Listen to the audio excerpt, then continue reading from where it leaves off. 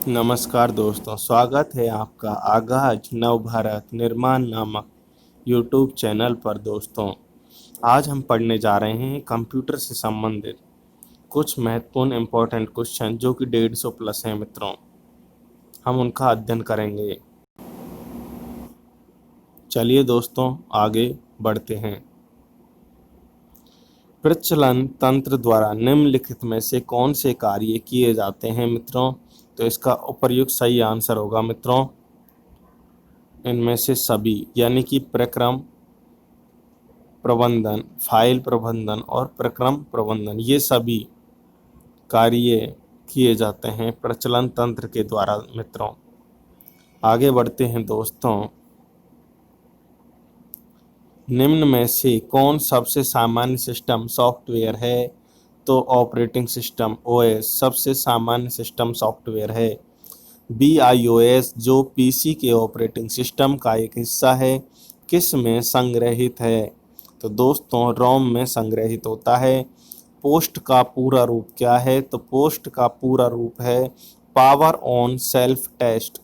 दोस्तों, पोस्ट का पूरा रूप क्या है? तो मित्रों, पोस्ट का पूरा रूप है power on self test.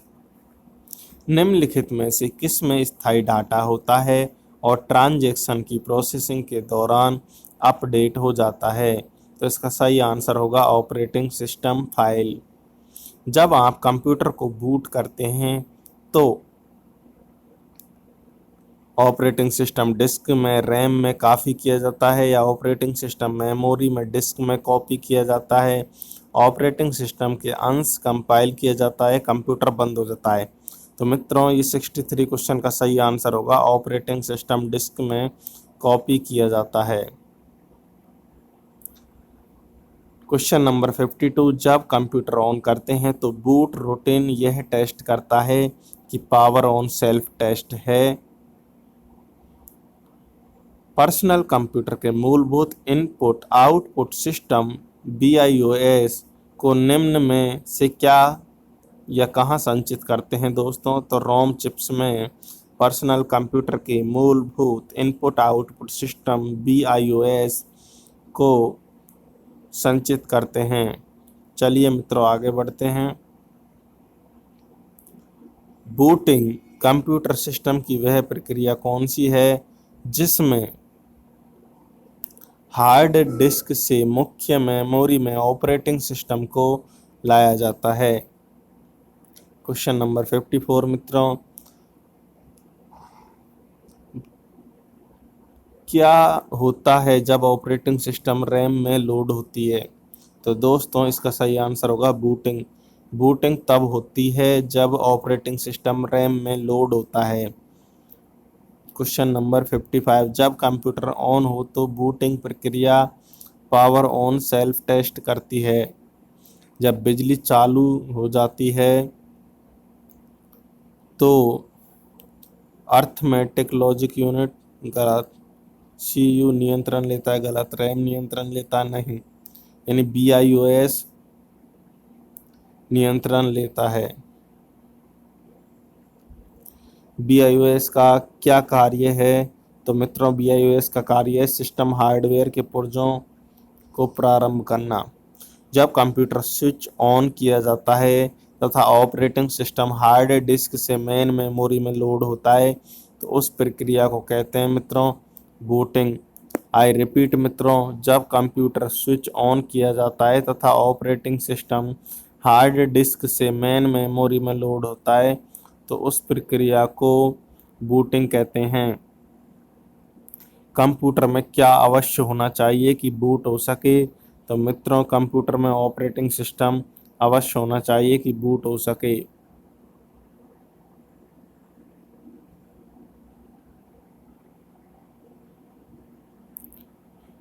Question number 58,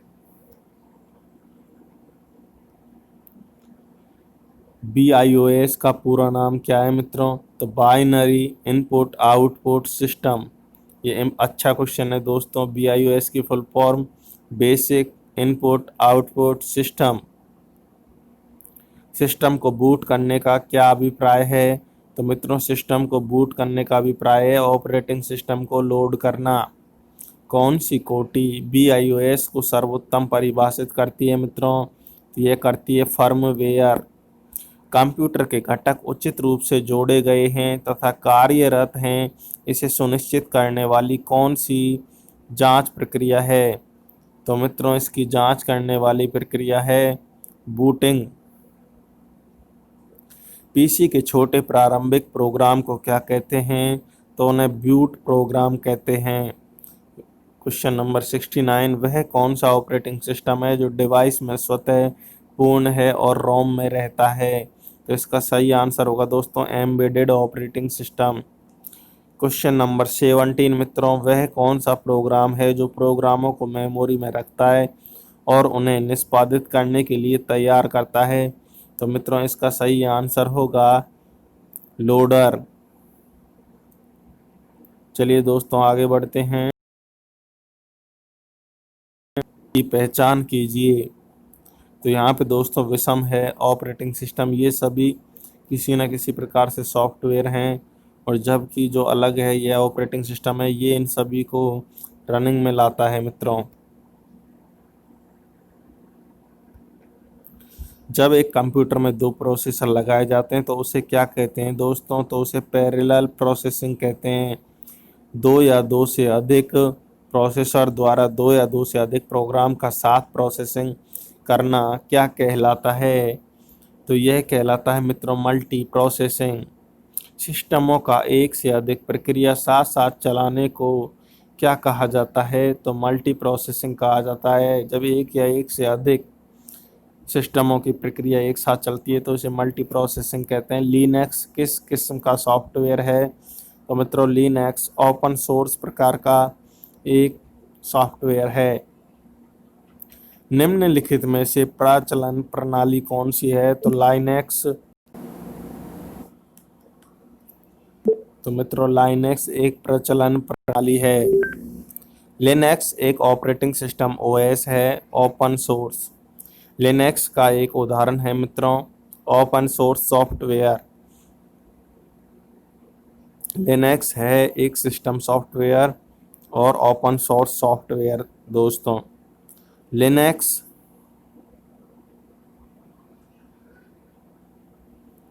question number 75 मित्रों,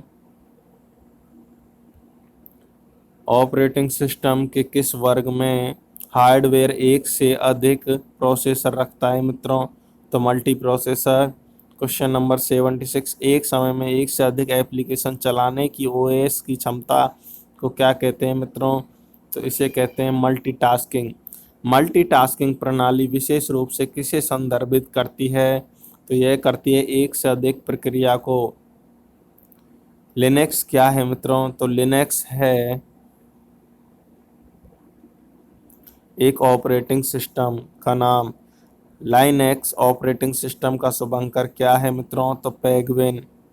अमेरिकन टेलीफोन एवं टेलीग्राम कंपनी ने एक ऐसी कंप्यूटर प्रणाली विकसित की है जो कि बहुजायत इस्तेमाल के लिए वातावरण प्रदान करती है, इसे क्या कहते हैं? तो यूनिक्स। यूनिक्स ऑपरेटिंग सिस्टम को वर्ष 1970 के दशक में किसके द्वारा विकसित किया गया था दोस्तों? तो ब्रेल लैब्स के द्वारा। चलिए मित्रों आगे बढ़ते हैं। क्वेश्चन नंबर 78, प्रयुक्ता एक समय में एक साथ कार्य कर सकते हैं? तो दोस्तों मल्टी प्रचलन तंत्र के द्वारा। एक टाइम ऑपरेटिंग प्रणाली का प्राथमिक उद्देश्य क्या होता है मित्रों? तो इसका सही आंसर होगा कंप्यूटर के प्रत्येक उपभोक्ता को द्रुत प्रतिक्रिया उपलब्ध कराना। इनमें से कौन सा एक रियल टाइम ऑपरेटिंग सिस्टम है? MS विंडोज, लाइनेक्स या फिर मित्रों यूनिक्स या DNX? तो दोस्तों DNX इसका सही आंसर होगा। दोस्तों क्या इसका सही आंसर होगा? DNX इसका सही आंसर होगा मित्र DNX। चलिए दोस्तों आगे बढ़ते हैं। Question number 8,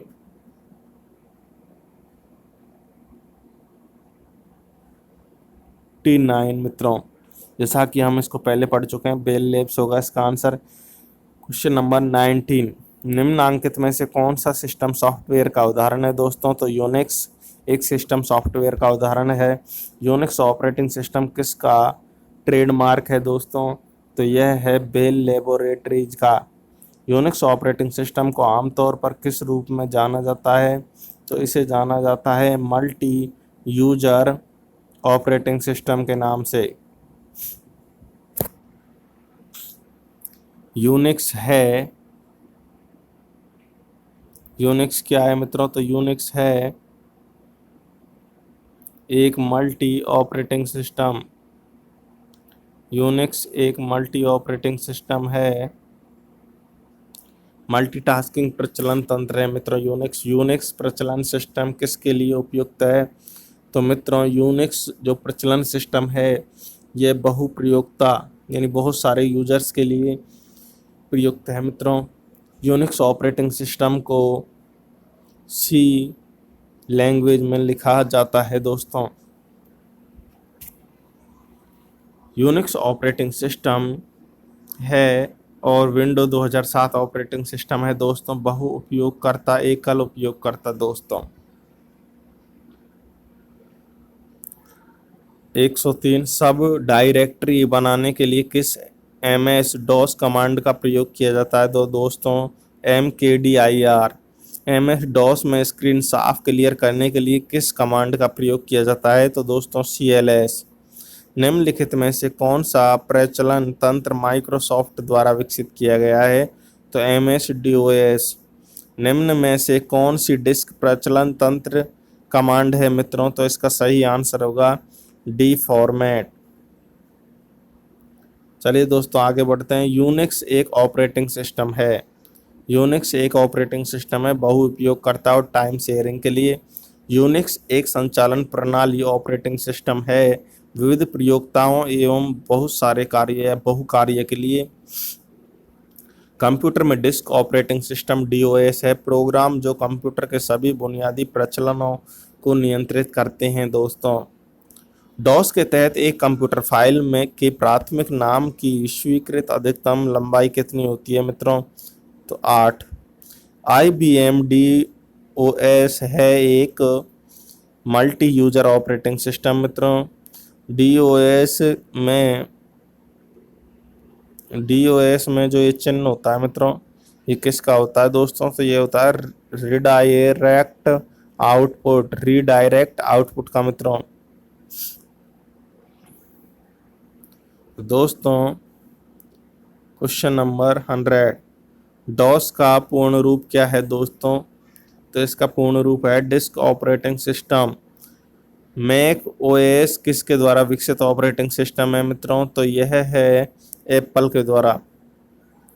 question number 110, computer में Yosemite, Mavericks, Mountain Lion, Snow Leopard, Tiger, Panther, Jaguar, Puma और चीता किससे संदर्भित करते हैं दोस्तों?